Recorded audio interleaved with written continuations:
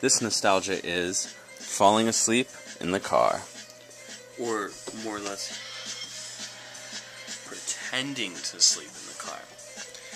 Now, occasionally when we go to our Uncle Jack and Aunt Ray's or Grandma and Grandpa's, they would stay to a reasonable hour, and us being kids, we would just pass out.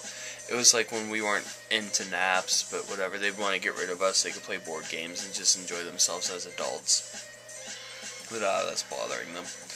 So, particularly at Uncle Jack and Aunt Ray's, they would stay kind of late to like midnight or something. We'd pass out in Ben's room, and then they'd wake us up and put on our shoes. And sometimes, at least with me, when it was time to put on our shoes and jacket to leave, I would ham it up and pretend I was like just completely out of it to see how far they would help me putting on my shoes and jacket. I'd like go limp or basically just let them like put my jacket on. I'd be like, and it would be a complete farce.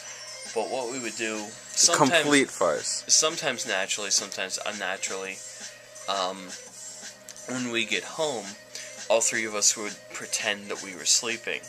And it was always like a competition to see how far we could take it. Basically, when our parents would pull into the driveway, they'd be like, "Alright guys, wake up." Wait, and they would try and do it sweetly, to be honest with you, at first. Rouse us a little bit. And then we would see how far they would take it. Like, to see, I think the ultimate goal is for them to carry us into the house. But we would sleep, and I remember sometimes they would literally pry our eyes open with their fingers to see what we were doing. And at one particular point, they'd pry my eye open, and they're like, "Oh, we can see your pupil, so we know you're awake, and you're faking it." And next time, I was like, "Alright, I've learned from this." So I tried rolling my eyes in the back of my head when they went to pry my eye open. Really bizarre stuff.